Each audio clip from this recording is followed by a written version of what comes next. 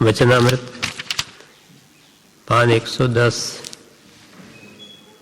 શિક્ષા પાઠ 72 યોગ 32 યોગનો પાઠ પૂરો થયો.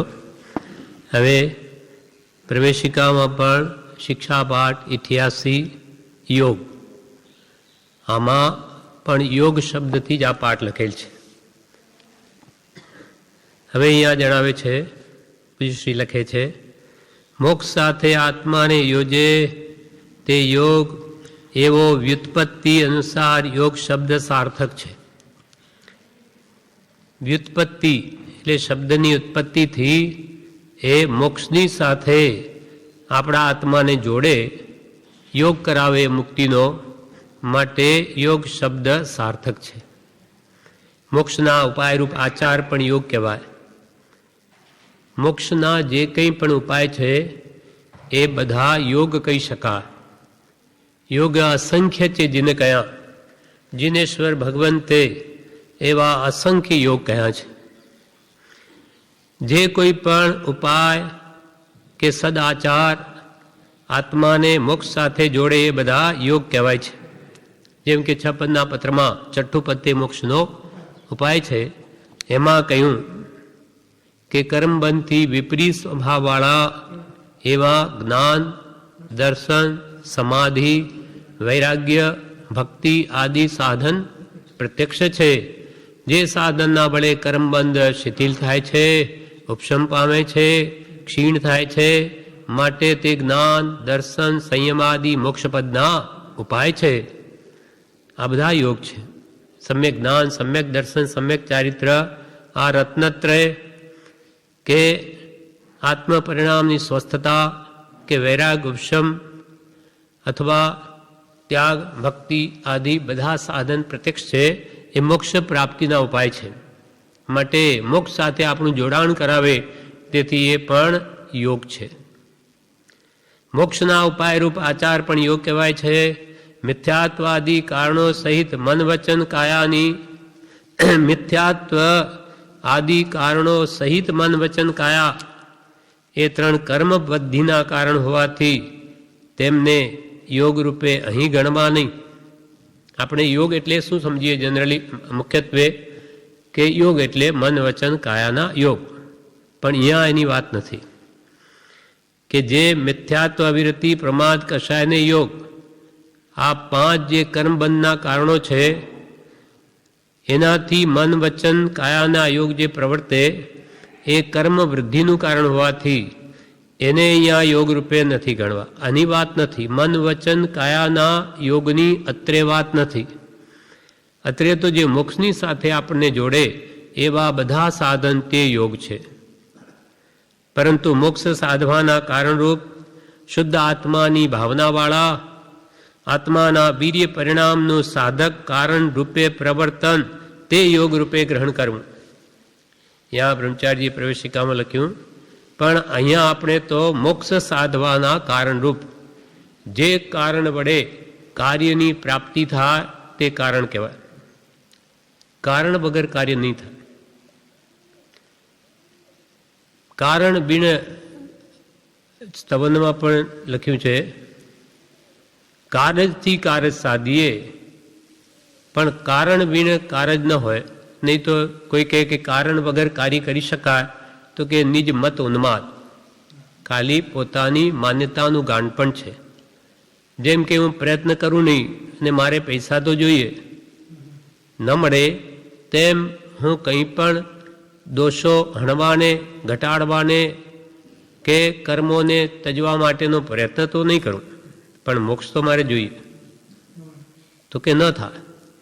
જે કારણ ઉપાસીશું તે પ્રમાણે જ કાર્ય થશે. એટલે અહીંયા કહ્યું મોક્ષ સાધવાના કારણરૂપ શું?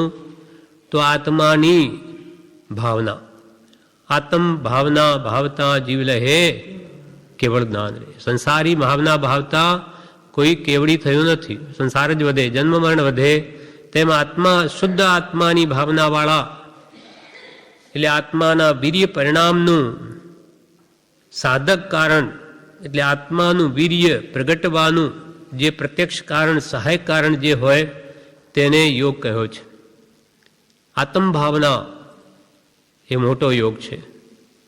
એના માટે તો કૃપાલદેવે મંત્ર આપ્યો કે આત્માની ભાવના ભાવતા ભાવતા જીવલે હે કેવળ જ્ઞાન. એ ભાવના પણ કેમ ભાવવી એ પણ કૃપાલદેવે આપણને શીખવાડ્યું કે હું દેહાદિ સ્વરૂપ નથી, દેહ સ્ત્રી પુત્ર આદિ મારા નથી, કોઈ પણ મારા નથી. તો તું કોણ છું? શુદ્ધ ચૈતન્ય સ્વરૂપ અવિનાશી એવો હું આત્મા છું. એમ આત્મભાવના કરતા રાગ દ્વેષનો ક્ષય થાય. રાગ દ્વેષનો ક્ષય થઈ ગયો તો પછી રહે શું? કેવળ જ્ઞાન પ્રગટે. તત્ક્ષણ 10મા ગુંઠાણ અંતે તો લોભ જાય, પણ 12મા ક્ષીણમાં સ્થાનમાં આવે ત્યારે તો એના અંતમાં તો કેવળ જ્ઞાન પ્રગટે. પછી એ મોહ ગયાનું જ પરિણામ છે. મોહ ગયો એટલે જ્ઞાનાવણી દર્શનાવણી અંતરા તત્ક્ષણ નાશ પામે, એ જાય જ અને આત્મા કેવળ જ્ઞાનને પામે. એટલે કેવળ જ્ઞાન પ્રાપ્તિના જે કંઈ પણ કારણો કે જન્મ મરણથી મુક્ત થવાના કારણો કે રાગવેશ ઘટવાળના જે કંઈ કારણો હોય તે બધા યોગ છે. યોગ સાધવાના કારણ શુદ્ધ આત્માની ભાવનાવાળા આત્માના વીર્ય પરિણામનું સાધક કારણ આત્માનું વીર્ય સ્ફુરાયમાન થઈને પ્રગટે એને જે સહાયક કારણ જે હોય તે બધા યોગ છે. આપણે આ ભક્તિમાં બેઠા સત્સંગ કરીએ કે સ્વાધ્યાય કરીએ કે સ્મરણ કરીએ એ બધા આપણા આત્માનું જોડાણ મોક્ષ સાથે કરે, સ્વરૂપ સાથે કરે, કર્મો સાથે નહીં. કર્મોને હણે અથવા પુણ્યાનુબંધી પુણ્યનો બંધ થાય તો એ પણ આગળ જતાં મોક્ષનું કારણ થાય છે. માટે આ બધી ક્રિયા આત્માર્થના લક્ષ્ય હોવાથી યોગ જ છે. અનાદિ પરભાવમાં આસક્ત ભવ પરિભ્રમણના આગ્રહથી વિષય ભોગમાં મગ્ન બનેલા જીવોને મોક્ષના ઉપાયરૂપ યોગ પ્રાપ્ત થતો નથી. અનાદિ પરભાવમાં આસક્ત, અનાદિકાળથી આપણો આત્મા પરભાવ એટલે વિભાવ માં એટલે કે રાગદ્વેષના ભાવોમાં એ અનાદિકાળથી એમાં આસક્ત છે. તેથી ભવ ભ્રમણ થઈ રહ્યું છે. ભવ પરિભ્રમણ, અનાદિ પરભાવમાં આસક્ત ભવ પરિભ્રમણના આગ્રહથી આવા રાગદ્વેષનો જે આગ્રહ લેશે, એનો પક્ષ લેશે તો એ મુક્તિને ન મેળવી શકે. એના આગ્રહથી વિષય ભોગમાં મગ્ન થયેલા રાગ દ્વેષનો જ પક્ષ લેવાવાળા એવા સંસારી જીવો વિષય ભોગમાં મગ્ન બનેલા એ જીવોને મોક્ષના ઉપાયરૂપ યોગ પ્રાપ્ત થતો નથી. તેને સત્પુરુષનો કાં તો યોગ ન થાય, અને થાય તો પણ એ નહીં થયા બરાબર છે. કેમ કે કૃપાલદેવે લખ્યું કેમ કે એની વિષય ભોગમાં મગ્ન થયેલો છે એટલે એની વૃત્તિ વિષય વિકારવાળી છે. એટલે કૃપાલદેવે લખ્યું વિષય વિકાર સહિત જે રહ્યા મતિના યોગ પરિણામની વિષમતા તેને યોગ અયોગ. તેને સત્પુરુષનો યોગ થયેલો પણ અયોગ છે, થયા છતાં નથી થયો. કેમ? તો કે એને જ્ઞાનીના કહ્યા પ્રમાણે માન્યું જ નથી, એને કરતો જ નથી. માટે ખાલી મળવાથી યોગ થયો ન કહેવાય. જેમ કે વાલે મળ્યા પ્રવૃત્તિના નિમિત્તે બધી વાત સાચી, સત્પુરુષ છે, પણ હવે એ જે કેમ કરીએ નહીં આપણે, પણ કહીએ કે આપણે તો કૃપાલુનું શરણ છે, આપણે તો સત્પુરુષ મળી ગયા, એમ કહેવા માત્રથી કંઈ ન થાય. મને ધંધો મળી ગયો, લાખો રૂપિયા કમાય એવો ધંધો મેં શીખી લીધો, આમ વાત કરીએ પણ કરે કંઈ નહીં. તો કંઈ કહેવા માત્રથી કે શીખવા માત્રથી કંઈ હાથમાં ના આવે. એના માટેનો પ્રયત્ન કરવો પડે. કૃપાલે મળ્યા તો હવે શું કહે છે? મુક્તિ મેળવવી હોય, સર્વદુઃખથી મુક્ત થવું હોય તો રાગ દ્વેષ અજ્ઞાન કાઢવાનું કહે, એ આપણે કાઢીએ તો કૃપાલે મળ્યા કહેવાય. નહીં તો યોગ પણ અયોગ છે.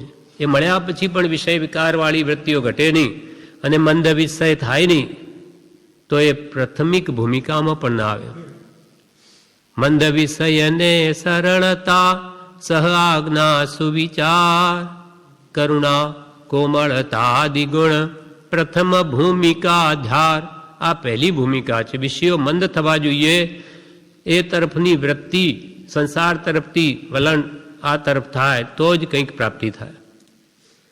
નહીં તો વિષય ભોગમાં મગ્ન બનેલા જીવોને મોક્ષના ઉપાયરૂપ યોગ પ્રાપ્ત થતો નથી, અને થાય તોય નહીં થવા બરાબર છે.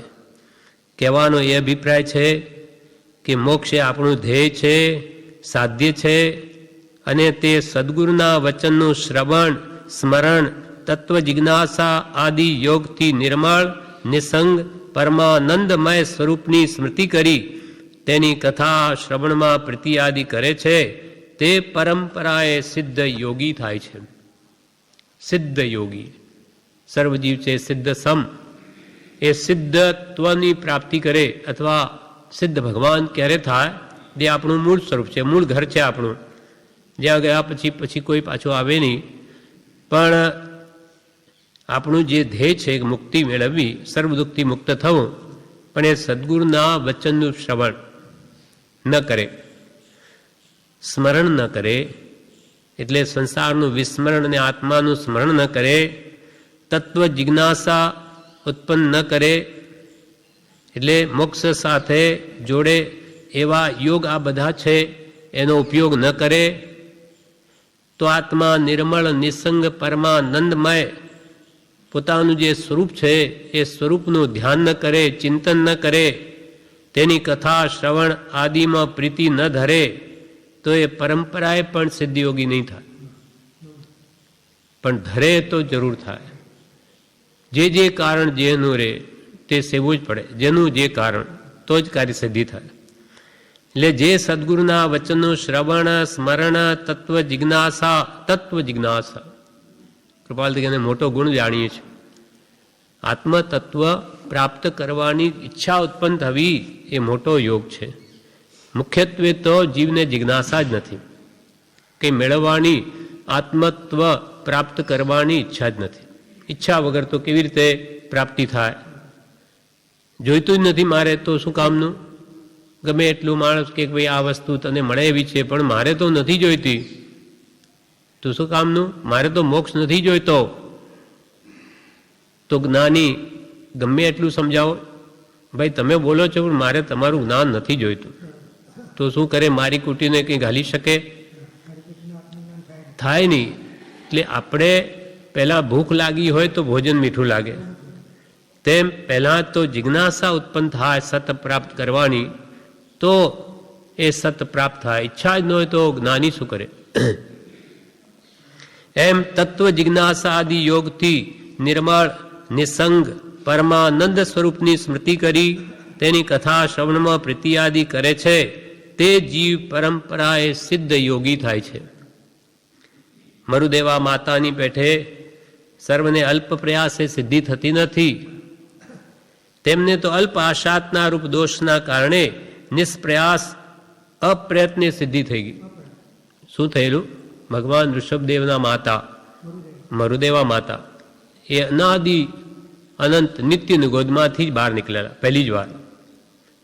હવે એ આત્મા ત્યાંથી નીકળીને સીધા કેળના ભમો ગયા, કેળા થાય એમાં, ત્યાં કાંટાનું બાજુમાં ઝાડ હતું, તે વાગ્યા કરે તો ત્યાં સહન કરીને કંઈક કર્મો વિશેષ હતા નહીં, એ બધા નિર્જરી ગયા, સીધા ત્યાંથી ભગવાન ઋષભદેવના માતા બને છે. ત્યાં પણ ભગવાન પ્રત્યે પ્રેમ હોય. આમ તો ઘણું લાંબુ આયુષ્ય જીવ્યા, પણ સત્પુરુષ પ્રત્યેનો જ રાગ હતો. એટલે અંતે હાથી પર બેઠા છે, અને ભરત મહારાજે કીધું કે તમારા પુત્રને તો કેવળ જ્ઞાન થયું નહીં, કે ચાલો દર્શન કરવા આવ્યા છે. તો એ હાથી અંધ થઈ ગયા રડી રડીને, કે મારો દીકરો દીક્ષા લીધી, એને કોણ ખાવાનું આપતું હશે, શું કરતો હશે? એમ અનેક સત્પુરુષ માટેના જે વિકલ્પ થયા એમ કે છે આંખો ખોઈ નાખી. અને અંતે જ્યાં જાય છે સંવત્સરણ ભગવાનનું થયું ત્યાં હાથી પર બેસાડીને લઈ જાય ભરત મહારાજા. પછી કેવળનાન ઉપજે છે, ભગવાનને કંઈ દુંદુબી વાગે છે ત્યારે કે આ કાની સાની દુંદુબી વાગી? તો કે આપના પુત્રને કેવળનાન થયું. મારા પુત્રને કેવળનાન થયું, અને મને તો એણે કદી યાદ નહીં કરી. બધો સાર છે સંસાર, કોઈ સાર નથી, બધા સ્વાર્થના છે. એવો ભાવ ઉત્પન્ન થતો વૈરાગ્યમાં ડૂબી ગયા, અને ત્યાં જ સદવિચાર રૂપ શ્રેણી માંડી એમાંથી અને કેવળનાન પ્રગટાવી લીધું. હા, હાથીના હોદ્દે કેવળના. એમ એમને જેમ કેવળનાન થઈ ગયું એમ બધાને માટે કંઈ કેવળનાન સહેલું નથી. કારણ બતાવે છે અહીંયા. મરુદેવા માતાની પેઠે સર્વને અલ્પ પ્રયાસે સિદ્ધિ થતી નથી.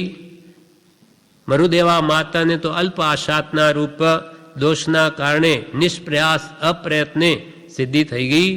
અન્ય જીવોને તો લાંબા કાળની આશાતનાદિથી બંધાયેલા ગાઢ કર્મો હોવાથી તેમને યોગ આચારરૂપ ક્રમથી તે કર્મો દૂર થઈ સિદ્ધિ સંભવે છે.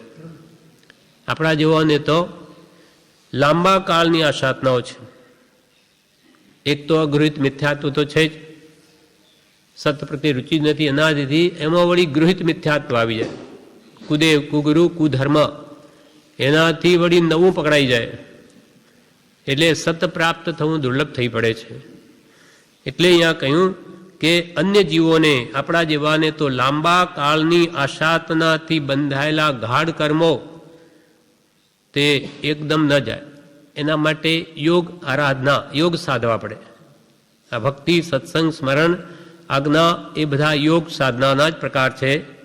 એમ હોવાથી ગાઢ કર્મો ઘણા આશાતનાથી હોવાથી તેમને યોગ આચારરૂપ ક્રમથી, ક્રમપૂર્વક તે કર્મો દૂર થયે જ સિદ્ધિ સંભવે છે. એ ક્રમપૂર્વક આરાધના કરવાથી બધા કર્મો નષ્ટ થયે જ સિદ્ધિ સંભવે. યોગના બીજ વગર કલ્યાણ ન થાય. એટલા માટે અહીંયા પણ આ જ વાત લખી છે. બ્રહ્મચારીજીએ આ યોગ દ્રષ્ટિની ગાથાઓ ટાંકી, 8 દ્રષ્ટિની. યોગના બીજ ઈહા ગ્રહે જીનવર શુદ્ધ પ્રણામો રે, ભાવાચારજ સેવના ભવોદ્વેગ સુઠામો રે, વીરજીને સરદેશના. યોગના બીજ ઈહા ગ્રહે, આ દ્રષ્ટિમાં યોગના બીજ, યોગના બીજ એટલે સમકિત પ્રાપ્ત થવાના કારણો, તે અહીંયા ગ્રહણ કરે છે. પહેલી દ્રષ્ટિમાં આવું આટલું બધા ગુણો હોય ત્યારે પહેલી દ્રષ્ટિમાં આવ્યો ગણા. સમકિત પ્રાપ્ત કરવા માટેની પહેલી ભૂમિકા, પહેલી દ્રષ્ટિ, તેમાં કે છે પહેલી દ્રષ્ટિમાં મોક્ષની સાથે જોડે એવા અહીંયા બીજ વાવે છે. યોગના બીજ ઈહા ગ્રહે, તેમાં શું કરે? પહેલા જીનવર શુદ્ધ પ્રણામો રે. જીન, રાગ દેશ અજ્ઞાન જેના જીતાઈ ગયા એવા જીનવર, જીનેશ્વર ને શુદ્ધ પ્રણામ કરે. શુદ્ધ એટલે નિષ્કામ ભાવે, કોઈ પણ ઈચ્છા વગર માત્ર આત્મકલ્યાણના અર્થે એમને વંદન કરે. અને ભાવ આચાર્ય સેવના, ભાવ આચાર્ય પહેલાં પણ આપણે આ કથા આવેલી, એમાં પાઠમાં આવી એટલે ફરીથી લઈએ છીએ. ભાવ આચારની સેવના. આચાર્ય કેવા? ભાવાચાર્ય, જેના અંતરમાં આત્મજ્ઞાન છે. બાહ્યથી આચાર્યપણું હોય અને અંતરંગ હોય ભાવાચાર્યપણું તો સોનામાં સુગંધ છે, પણ માત્ર બહારનું આચાર્યપણું હોય પણ અંતરમાં જ્ઞાન ન હોય તો એ કંઈ કામનું નથી. આવું અનંતવાર જીવે દીક્ષા, અનંતવાર આચાર્યપણું પ્રાપ્ત થયું, પણ સત મળ્યા નથી, સત સુણ્યું નથી, સત શ્રદ્ધ્યું નથી. અને એ મળીએ, એ સુણીએ, એ શ્રદ્ધે છૂટવાની વાર્તાનો આત્માથી ભણકાર થયો. સત્પુરુષ વગર ભણકાર નહીં થાય. એટલે ભાવાચાર્યની સેવના જોઈએ. ભાવ આચાર્ય એવા જ્ઞાની પુરુષોની આજ્ઞા ઉઠાવવી. અને ભવ ઉદ્વેગ સુઠામો, ભવ ઉદ્વેગ ખેદ, સંસાર પ્રત્યે વૈરાગ્ય, આ પહેલી દ્રષ્ટિમાં તે આવ્યો ગણાય. સાચા આત્મજ્ઞાની પુરુષનું શરણ હોય, એને સંસાર પ્રત્યે વિરક્ત ભાવ હોય, અને સાચા અંતરંગના નિષ્કામ ભાવે એ ભગવંતના વંદન કરતો હોય, પ્રણામ વગેરે માત્ર આત્માર્થે, તો એ યોગનું પહેલું બીજ રોપાયું. અથવા પહેલી દ્રષ્ટિમાં આવ્યો, અથવા સમકિત પ્રાપ્તિના બીજ રોપાયા. એવો જીવ પછી શું કરે? યોગના બીજ ઈહા ગ્રહે જીનવર શુદ્ધ પ્રણામો રે, ભાવાચારજ સેવના ભવોદ્વેગ સુઠામો રે, વીરજીને સરદેશના. વીર જીનેશ્વરની આ દેશના છે, ભગવાનને દેશનામાં આ કહ્યું. પછી કહે છે એવો જીવ શું કરે? સમકિતના બીજ જેને રોપ્યા હોય તે દ્રવ્ય અભિગ્રહ પાળવા ઔષધ પ્રમુખ ને દાને રે આદર આગમ આસરી લિખનાદિક બહુમાને રે બીરજીને સરદેશના. દ્રવ્ય અભિગ્રહ પાડે, દ્રવ્યથી એ નિયમ પચખાણ વગેરે કરે પોતાની મન શુદ્ધિ માટે. ઔષધ પ્રમુખ અને દાને, ઔષધ આદિ 4 પ્રકારના જે દાન છે, ઔષધ દાન, આહાર દાન, અભય દાન, જ્ઞાન દાન, એ 4 પ્રકારના દાનમાં પ્રવર્તે. પછી આદર આગમ આસરી, આગમનો આદર કરે, ખૂબ મહાત્મ્ય બુદ્ધિથી ભગવાનના વચનોને જુએ. અહો શ્રી સત્પુરુષ કે વચનામૃત, અહો આશ્ચર્ય, જગહિત કરો, આખા જગતનું હિત કરી શકે એવા ભગવાનના વચનો છે.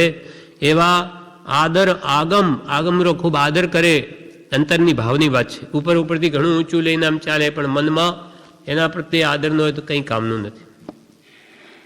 આદર આગમ આસરી, પછી એને એ પ્રમાણે આચરણ કરે. જો આદર ભાવ હોય ભગવાનના વચનોમાં તો યથાશક્તિ આપણે એ પ્રમાણે વર્તવા પ્રયત્ન કરીએ. આદર આગમ આસરી લિખનાદિક બહુમાને રે, એ આગમોને લખે અથવા લખાવે. બહુમાને, બહુમાનપૂર્વક.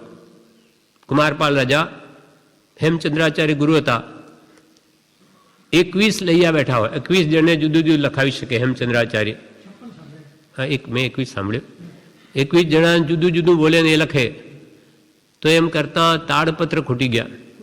હા, ત્યારે ખબર પડી જ્યારે હેમચંદ્ર કે તાડપત્ર નહીં, અરે મારા ગુરુ 21 જણને એટલું બધો સમર્થ છે કે 21 લખાવી શકે, હું લખવાની સામગ્રી પૂરી નહીં પાડી શકું.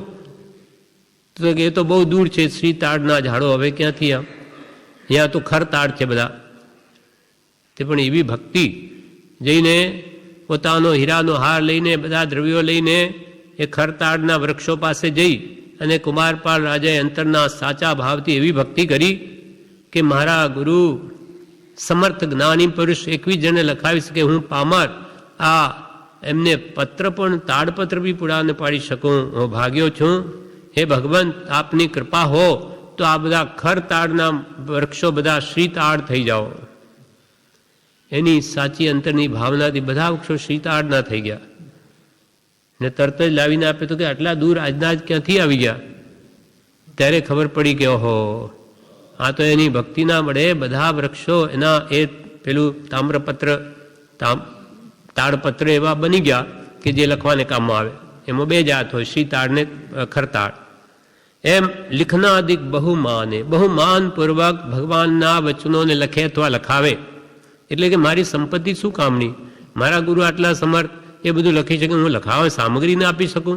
મને કે પહેલાં ખબર ન પડી, હવે ક્યારે આવે ત્યાંથી, આજની જેમ કંઈ એરોપ્લેન નહોતા તરત આવી જાય કે હેલિકોપ્ટર નહોતા, અર્થાત પણ ભાવથી બધું થઈ ગયું. હવે આગળ કહે છે, વળી સાચે આ પહેલી દ્રષ્ટિમાં આવેલા જીવનો વળી આગળ કહે છે કેવા ગુણો હોય. લેખન પૂજન આપવું શ્રુતવાચના ઉદગ્રાહો રે ભાવ વિસ્તાર સજાયથી ચિંતન ભાવન ચાહો રે બીરજીને સરદેશના. લેખન લખાવે કે હું નથી લખી શકતો તો તમે લખો. આજે લેખન એટલે પહેલાના જમાતમાં શાસ્ત્રો હાથથી લખતા, હવે તો છાપખાના થઈ ગયા. હવે લેખન લખાવે નહીં પણ છપાવે, લેખન કરાવે, છપાવે, પૂજન કરે ભગવાનના શાસ્ત્રોનું. કેમ કે મહાન વસ્તુ છે, આપણને અનંત દુઃખથી છોડાવી અનંત સુખમાં લઈ જાય એવા ભગવાનના વચન માટે પૂજન યોગ્ય છે. જેમ કે આ વચનામૃત ત્યાં મૂક્યું, એ કૃપાલદેવના ચિત્રપટની જેમ આ પૂજા કરવા લાયક છે. કોઈ અપેક્ષા તો વિશેષ છે મુદ્રા કરતાં પણ. કારણ કે મુદ્રાનું મહાત્મ્ય કોણ બતાવે? સત્શ્રુત બતાવે, શાસ્ત્રો બતાવે, હિતનું ભાન શાસ્ત્રો કરાવે, માટે સૌથી વિશેષ પૂજ્ય છે. એમ લેખન કરે, પૂજન કરે, આપવું, બીજા કોઈ માગે તો આપે, લઈ જાઓ વાંચો. એમ નહીં કે મારી પુસ્તક બગડી જાય તો એ મમતા મૂર્છા થઈ ગઈ. લેખન પૂજન આપવું શ્રુતવાચન ઉદગ્રાહો રે, શ્રુતની વાચના લે, નવું નવું શીખવાની, ઉદગ્રાહો એટલે એકદમ ઉલ્લાસ પરિણામથી ગુરુ પાસે વાચના લે. ભાવ વિસ્તાર સજ્જાયથી, સજ્જા એટલે સ્વાધ્યાય, સ્વાધ્યાયથી જે ભાવ ભગવંતોએ શાસ્ત્રોમાં ઉપદેશ્યો તેનો વિસ્તાર કરે. ભાવ વિસ્તાર સજ્જાયથી પછી ચિંતન કરે, એના ઉપર ઊંડું વિચારે, જે અવગાહન કાળ તે નિત્ય વિચારમાં કરી મતાંતર ત્યાગ, એ ચિંતન કરે પછી ભાવન કરે. ભાવન એનું પરીક્ષા છે. શ્રવણ મનનને ચિંતન થા અથવા મનન શ્રવણ મનન નિધિ ધ્યાસન, એટલે વારંવાર એ વાતને યાદ કરે કે આજે કેવી વાત આવેલી, ઓહો વાંચ્યું, આજે બહુ જબરી વાત આવી, એમ વારંવાર એ વાતને મગજમાં લાવીને ઘોલન કરે. તે છે ભાવન, ભાવના વારંવાર એની કરે તો એ જીવનમાં ઉતરી જાય છે. એટલે ભાવ વિસ્તાર સજ્જાયતી ચિંતન ભાવન ચાહો રે. લેખન પૂજન આપમો સતવાચનાયોદ્ગ્રાહો રે. ભાવ વિસ્તાર સજ્જાયતી ચિંતન ભાવન ચાહો રે. કોણે કહ્યું? વીરજીને સરદેશના. ઈશ્વર વિજયજી મહારાજ કે ભગવાન મહાવીરે આ વાત કરેલી છે, અમારા ઘરની નથી. બીજ કથા ભળી સાંભળી રોમાંચિત હુએ દેહ રે. એ હયા વાંચક યોગથી લઈએ ધર્મ સ્નેહ રે. વીરજીને સરદેશના. આવી આ સમ્યક દર્શન પ્રાપ્તિની કથાઓ ને સાંભળીને, બીજ કથા સાંભળી રોમાંચિત હુએ દેહ, રોમ ખડા થઈ જાય કે શું વાત કરી છે, કેવી જબરદસ્ત વાત આવી ગયા, એમ એને આનંદ આવવો જોઈએ. રોમાંચિત હુવે દેહ રે. એ અવંચક યોગથી લઈએ ધર્મ સને. ધર્મ પ્રત્યેનો સ્નેહ એને જો વિશેષ હોય તો રોમાંચ ઉલશે. એ અવંચક યોગ છે, ઠગવા પણ નથી, માયા કપટ નથી, પોતાના આત્મા માટે છે. સદગુરુ યોગે વંદન ક્રિયા તે હાથી ફળ હોય જે હો રે. યોગ ક્રિયા ફળ ભેદથી ત્રિવિધયા વાંચક એ હો રે. બીરજીને સરદેશના. હવે કે છે કે એવો જીવ જેને આ યોગના બી સમ્યક દર્શનના આવા ગુણો જેને પ્રાપ્ત કર્યા, એટલે યોગતાના જે લખે વાંચે પૂજે, ભગવાનના વચનને વાંચે વિચારે અને સદગુરુ યોગે વંદન ક્રિયા કરે. સાચા સદગુરુનો યોગ થયો હોય તો એમને વંદનરૂપ ક્રિયા કરે, ભાવથી વાંદે, નમસ્કાર કરે. તેથી ફળ હોય જે હો, તેથી ફળ જે હો થાય, જેવો થાય કેવો ફળ થાય. યોગ ક્રિયા ફળ ભેદથી ત્રિવિધ અવંચક એહો. એના ત્રણેય અવંચક. સાચા આત્મજ્ઞાની ગુરુ મળ્યા તો યોગાવંચક થયું. એના કહેવા પ્રમાણે એની આજ્ઞાથી ક્રિયા કરી તો એ ક્રિયાવંચક થયું. માટે એનું ફળ પણ મુક્તિ જ આવે, માટે ફલાવંચક થયું. યોગ ક્રિયા ફળ ભેદથી ત્રિવિધ, ત્રણ પ્રકારે અવંચક એહો. એટલે જેને સાચા નિખાલસ ભાવથી સદગુરુની આજ્ઞા આત્માર્થી માત્ર ઉપાસે તો એને યોગાવંચક, ક્રિયાવંચક, પછી ફલાવંચક થઈ અને જ્ઞાન પામે અને અંતે કેવળનાન પામી સર્વ દુઃખથી મુક્ત થાય. એટલે આ બધા યોગ છે. સમ્યક દ્રષ્ટિના લક્ષ્ય જે ગુણો પ્રાપ્ત કરે એ એને મોક્ષની સાથે જ જોડે. હવે આગળ બ્રહ્મચારી કહે છે યોગના પાઠમાં, મોક્ષના હેતુરૂપ યોગ ખરેખરી રીતે એક જ પ્રકારના હોય છે. કારણ કે સાધ્યરૂપ મોક્ષ એટલે સર્વ કર્મ ક્લેશનો ક્ષય કે સહજ સ્વરૂપે જીવની સ્થિતિ થવી, એમાં ભેદ નથી. આપણે ગમે તેવા સાધન આરાધીએ પણ આપણો લક્ષ્ય શું હોય? માત્ર મોક્ષ અભિલાષ, બીજો કોઈ નથી. એટલે ગમે તે જપ કરો, તપ કરો, સ્વાધ્યાય કરો, સ્મરણ કરો કે કોઈ પણ ક્રિયા માત્ર આત્માર્થના લક્ષ્ય હોવાથી અથવા સાધ્યરૂપ મોક્ષ હોવાથી અથવા સહજ સ્વરૂપે જ માત્ર જીવની સ્થિતિ કરવાના ભાવ હોવાથી તે બધા ખરેખર રીતે તો એક જ પ્રકાર છે. મોક્ષના હેતુરૂપ યોગ ખરેખર રીતે તો એક જ પ્રકારનો હોય છે. કારણ કે સાધ્યરૂપ મોક્ષ કે સર્વ કર્મ ક્લેશનો નાશ કે સહજ રૂપે સ્થિતિ, એમાં કોઈ ભેદ નથી. પરંતુ યોગ શાસ્ત્રોમાં આત્મવિશુદ્ધિની ભૂમિકાઓ તથા યોગના અંગોના ભેદ જણાવ્યા છે. તે સર્વ એક જ અર્થે છે.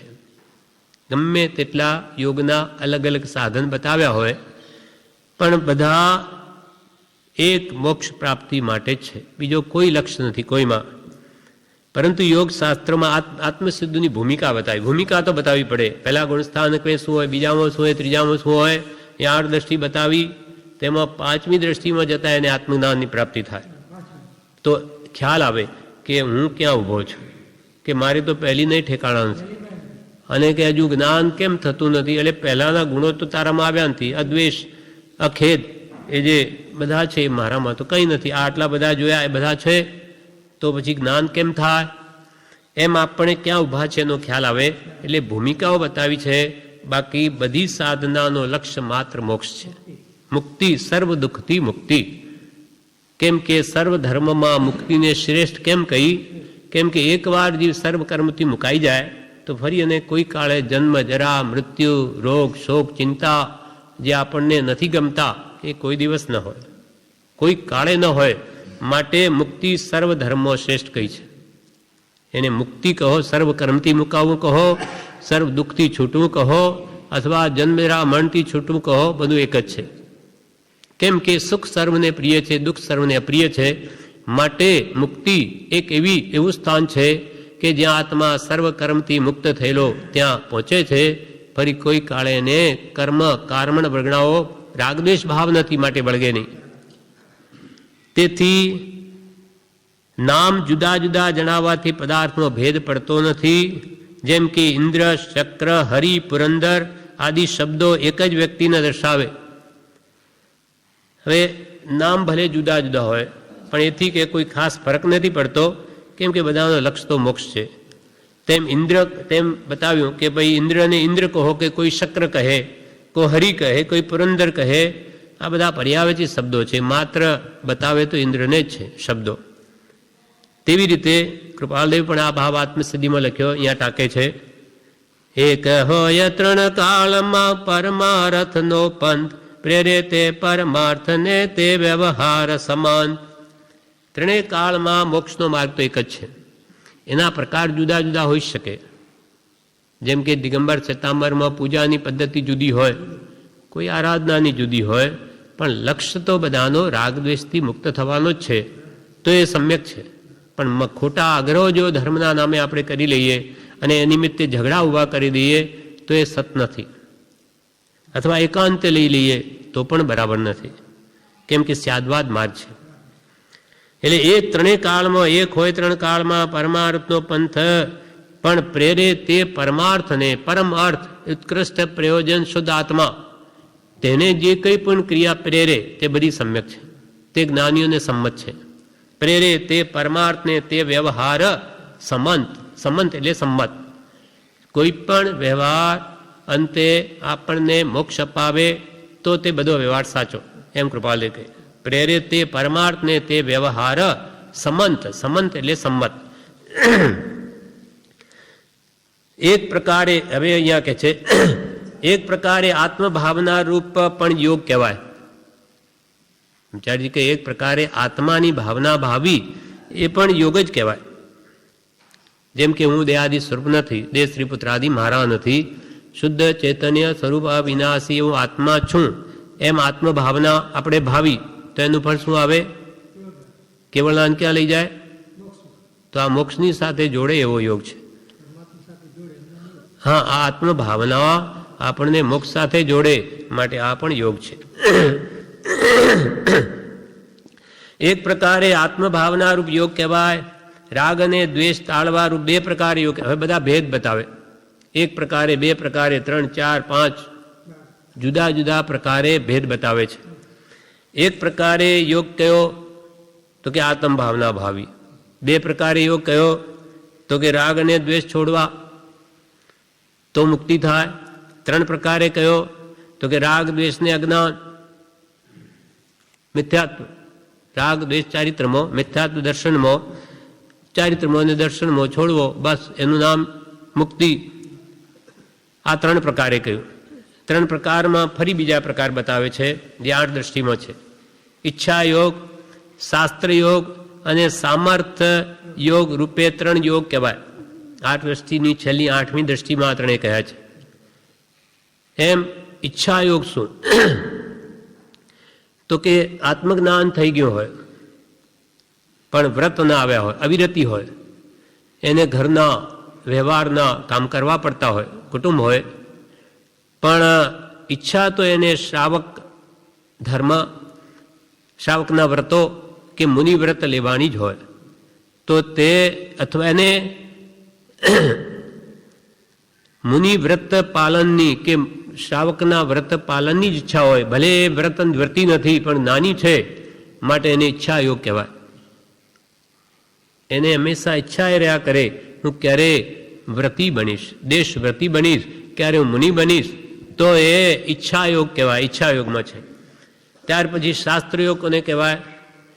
પછી ઈચ્છા છે તેના કારણે પ્રમાદ તજી આગમ કે જ્ઞાનીના વચન અનુસાર યથાશક્તિ દેશ સંયમ પાડે કે સકળ સંયમમાં પ્રવર્તે તે શાસ્ત્રયોગ.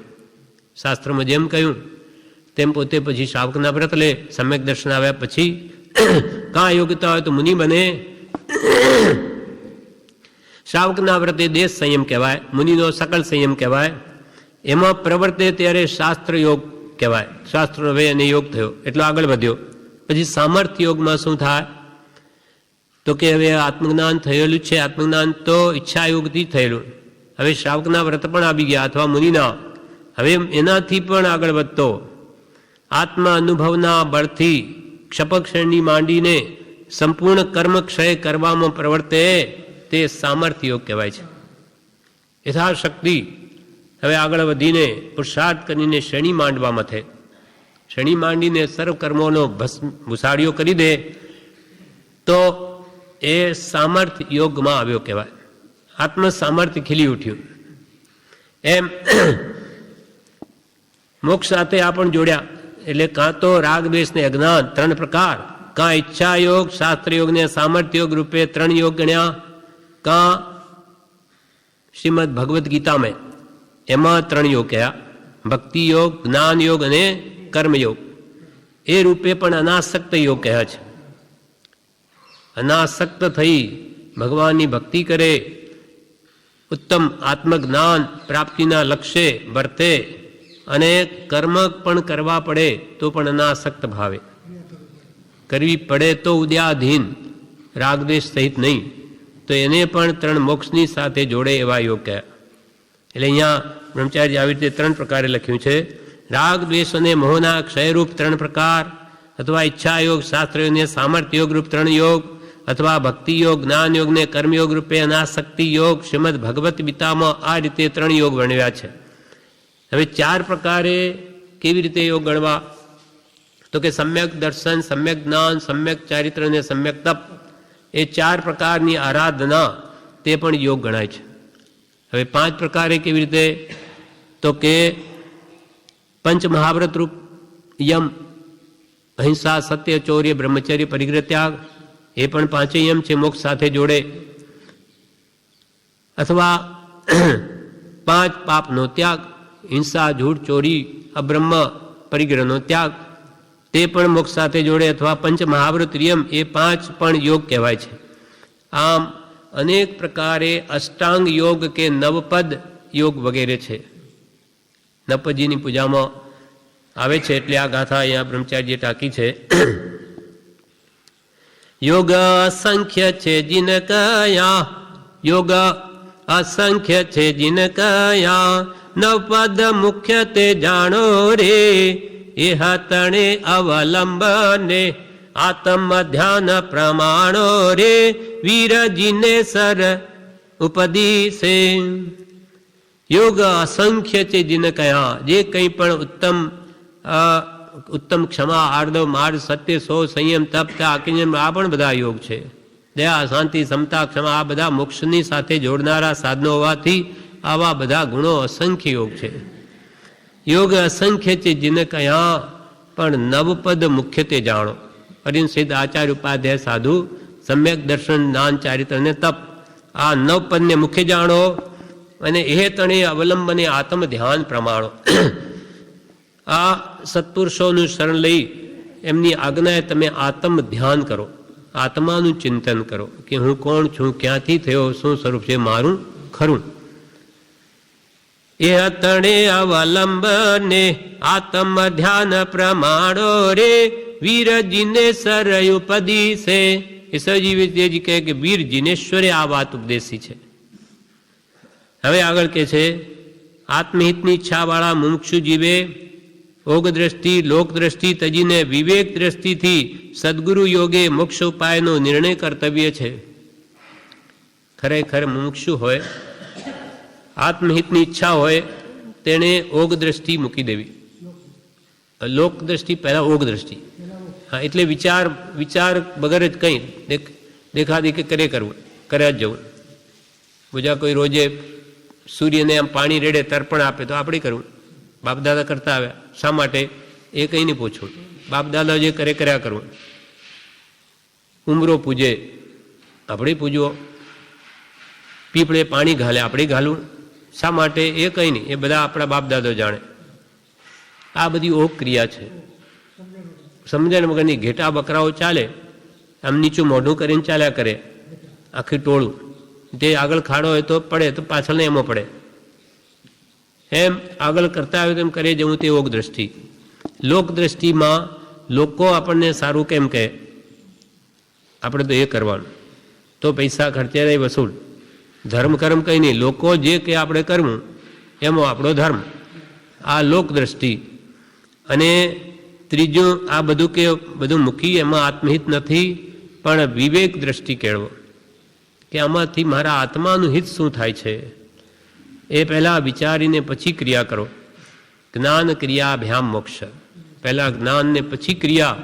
શ્રી સિદ્ધાંતે ભાખ્યો, જ્ઞાન ને વંદો જ્ઞાન મનિંદો, જ્ઞાનીએ શિવ સુખ ચાખ્યું. આત્મહિતની ઈચ્છાવાળા મુમુક્ષુ જીવે તો ઓગ દ્રષ્ટિ લોક દ્રષ્ટિ તજી વિવેક દ્રષ્ટિથી સદગુરુ યોગે મોક્ષ ઉપાયનો નિર્ણય કર્તવ્ય છે કે મારા આત્માની મુક્તિ કેમ થાય કર્મબંધનથી, એ વિચારીને કરવું. કારણ કે યોગ વંચનાથી સર્વ પુરુષાર્થમાં જીવ ઠગાય છે. યોગ વંચના, મન વચન કાયાના યોગ જો વંચક હોય, સદગુરુ પાસે મારું કામ કાઢી લઉં તો એ કલ્યાણ નહીં થાય, એ વંચક યોગ છે. અથવા કુગુરુનો આશ્રય લે તો પણ ગયો કામથી. એમ સર્વ પુરુષાર્થમાં આવી રીતે જીવ ઠગાય છે.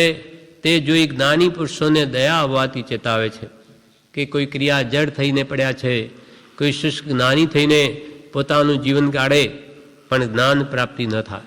આ ઉપાય માર્ગ નથી. એટલે કૃપાલયને દયા આવે માટે અહીંયા કહે છે. એવા ગાથાઓ અહીંયા બ્રહ્મચારી મૂકી છે.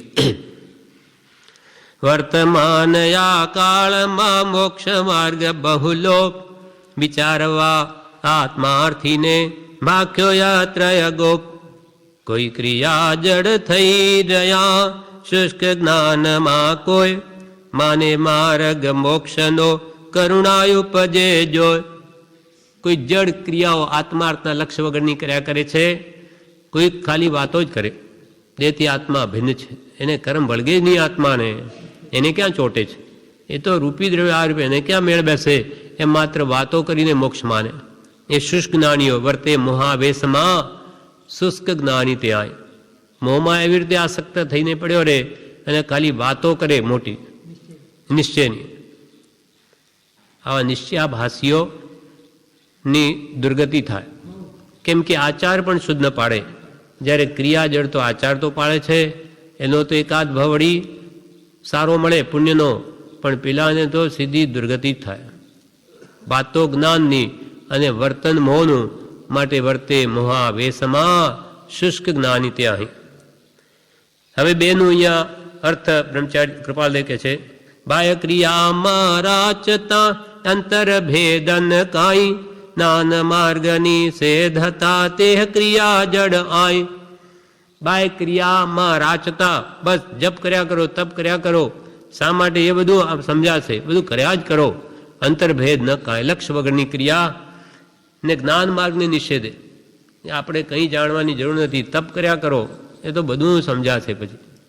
એમ જ્ઞાન માર્ગનો નિષેધ કરે તે ક્રિયા જડ છે. અથવા શુષ્ક જ્ઞાની શું કરે? બંધ મોક્ષ છે કલ્પના ભાખે વાણી માહી, વર્તે મોહાવેશમાં શુષ્ક જ્ઞાની તે આહી. શ્રીમદ રાજચંદ્ર આત્મસિદ્ધિ શાસ્ત્ર કે આ કર્મોનો બંધ થવો મોક્ષ, એ તો બધી કલ્પના છે. આત્માને કે બંધે નથી, મોક્ષે નથી. એમ વાણી ભાખે વાણી માહી, અને વર્તે પાછો મોહમાં, મોહના આવેશમાં, પછી આત્માને કંઈ લાગે વળગે તો આ મોહ ક્યાંથી આવ્યો? તું તો શુદ્ધ બુદ્ધ છું અને રાગ કેમ કરે? વર્તે મોહાવેશમાં શુષ્ક જ્ઞાની તે આય, તે ખાલી લુખ્ખા જ્ઞાનીઓ છે, અંતરમાં કાંઈ નથી, દિયા તલે અંધેરા. આ પ્રમાણે આ બધા યોગ ન કહેવાય. યોગ તો સાચા ભાવથી સત્પુરુષની કહેલી આજ્ઞાને ઉપાસે તો જ એને મોક્ષ સાથે જોડાણ થાય, બીજી રીતે નહીં. હવે આ બધી વાત જે લક્ષ્યમાં કૃપાલદેવના વચનોથી આવી, એટલે કૃપાલદેવ પોતે જ 436માં પત્રમાં આ વાતો જે કૃપાલદેવે લખી તે પત્ર તે અહીંયા બ્રહ્મચારીજી ટાંકે છે. 4 નમસ્કાર. કૃપાલદેવના વચનો હવે. જે તીર્થંકર દેવે સ્વરૂપસ્થ આત્મપણે થઈ વક્તવ્યપણે જે પ્રકારે તે આત્મા કહી શકાય તે પ્રમાણે અત્યંત યથાસ્થિત કહ્યો છે, તે તીર્થંકરને બીજી સર્વ પ્રકારની અપેક્ષાનો ત્યાગ કરી નમસ્કાર કરીએ છીએ. કૃપાલ કે તીર્થંકર દેવે સ્વરૂપસ્થ આત્માપણે થઈ પોતે શુદ્ધ આત્માને સંપૂર્ણપણે પ્રાપ્ત કરીને તે મય થઈને વક્તવ્યપણે જેટલું કહી શકાય તે પ્રકારે આત્મા વર્ણ્યો.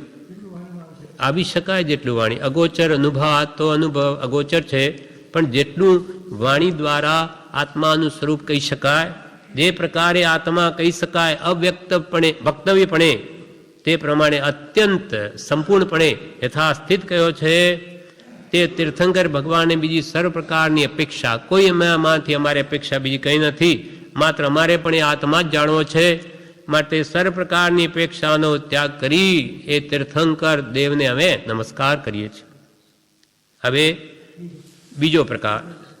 પૂર્વે ઘણા શાસ્ત્રોનો વિચાર કરવાથી તે વિચારના ફળમાં સત્પુરુષને વિશે જેના વચનથી ભક્તિ ઉત્પન્ન થઈ છે તે તીર્થંકરના વચનને નમસ્કાર કરીએ છીએ. પૂર્વે ઘણા શાસ્ત્રોનો વિચાર કરવાથી તે વિચારના ફળમાં શું આવ્યું? સત્પુરુષને વિશે ભગવાનના વચનોથી ભક્તિ ઉત્પન્ન થઈ. કેમ કે તીર્થંકરો જ્યારે હાજર હોય ત્યારે તો એ સત્પુરુષ છે, એ જ ગુરુ છે. એટલે એના વચનથી કે ગુરુ દ્વારા ગુરુ વગર જ્ઞાન નહીં થાય, માટે એ તીર્થંકર ભગવંતના વચનોથી શાસ્ત્રોથી જાણવા મળ્યું. તેથી સત્પુરુષને વિશે જેના વચનથી ભક્તિ ઉત્પન્ન થઈ તે તીર્થંકરના વચનને નમસ્કાર કરીએ છીએ. હવે ત્રીજો નમસ્કાર શ્રદ્ધા માટે.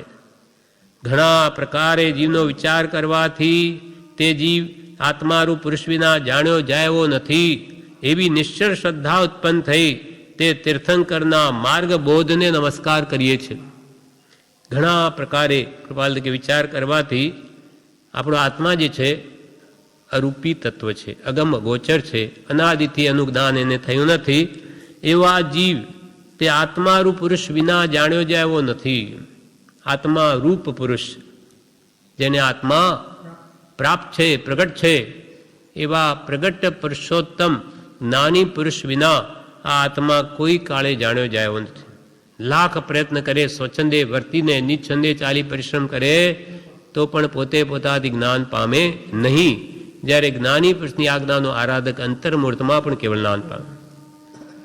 ઘણા પ્રકારે જીવનો વિચાર કરવાથી ખૂબ ખૂબ વિચાર કરે, મારા આત્માને જાણવો છે, મારે જ જાણવો છે, બીજો કોઈ જણાવી ન શકે, મારે કોઈની શી જરૂર છે, હું જ વિચાર કરીને મને ઓળખી લઈશ, તો કે ન ઓળખાય. ઘણા પ્રકારે જીવનો વિચાર કરવાથી તે જીવ તો આત્મારૂપ પુરુષ વિના જાણ્યો જાય એવો નથી એવી નિશ્ચળ શ્રદ્ધા ઉત્પન્ન થઈ. એવી નિશ્ચળ શ્રદ્ધા આવી કે ગુરુ વગર જ્ઞાન નહીં થાય. તે તીર્થંકરના માર્ગ બોધને નમસ્કાર કરીએ છીએ. એવા તીર્થંકર ભગવંતે જે આ મોક્ષનો માર્ગ બોધ્યો એને નમસ્કાર કરીએ છીએ કે ભાઈ તું નહીં કરી શકે, કોઈ જ્ઞાનીનું શરણ લેજે. એ પાત્મા પ્રાપ્ત પુરુષ એટલે આપ્ત પુરુષ, એ પ્રાપ્ત પુરુષ એ આપ્ત છે. જેને આત્મજ્ઞાન પ્રાપ્ત એ મોક્ષ માર્ગમાં આપ્ત, પણ માર્ગને પામેલો માર્ગને પમાડશે. જેને મોક્ષ માર્ગની ખબર છે એ જ પમાડી શકે એવી જે નિશ્ચળ શ્રદ્ધા ઉત્પન્ન થઈ એવા તીર્થંકર ભગવાનના મોક્ષ માર્ગ બોધને નમસ્કાર કરીએ છીએ. હવે ચોથો નમસ્કાર.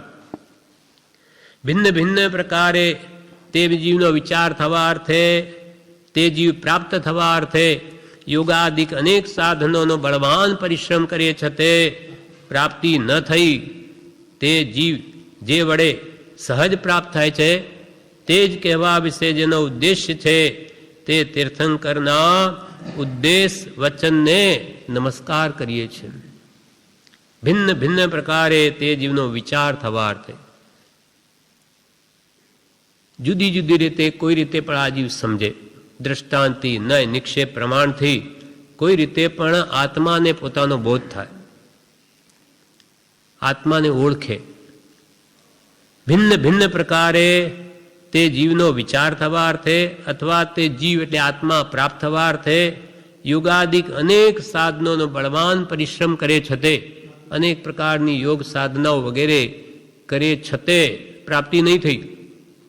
યમ નિયમ એના માટે જ રોજ એકવાર બોલવા કહે કે યમ નિયમ સંયમ આ પક્યો, આ પેલે સ્વચ્છંદે આવા એ કર્યું તે કર્યું વહ સાધન બાર અનંત કિયો તદપી કછુ હાથ હજુ ન पर्यो, अब क्यों न विचार है मन से कछु और रहा उन साधन. પણ બિન સદગુરુ કોઈને ભેદ લે, સદગુરુ વગર કોઈનું રહસ્ય જાણી ન શકે. માટે પર પ્રેમ પ્રવાહ બઢે પ્રભુ છે તો સવાગમ ભેદ સૂર બસે.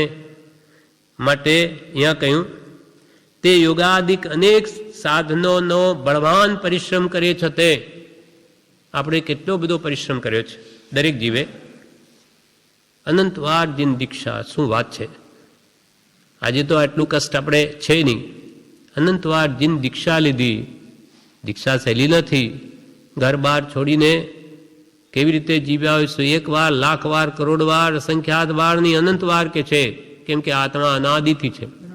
અનંતવાર દિન દીક્ષા, અનંતવાર આ પઠન પાઠન કર્યું, પુસ્તકો પઢ્યા, વાંચ્યા, વિચાર્યા, પણ શું થયું? હજુ ન પડ્યો. અનંતવાર દિન દીક્ષા, અનંતવાર આચાર્યપણું, શાસ્ત્ર શ્રવણ બધું ક્યાં ગયું? કંઈ શું ભૂલ રહી જાય છે એ મહાપુરુષો કે શોધો, નહીં તો આ યોગ પણ નિષ્ફળ જશે.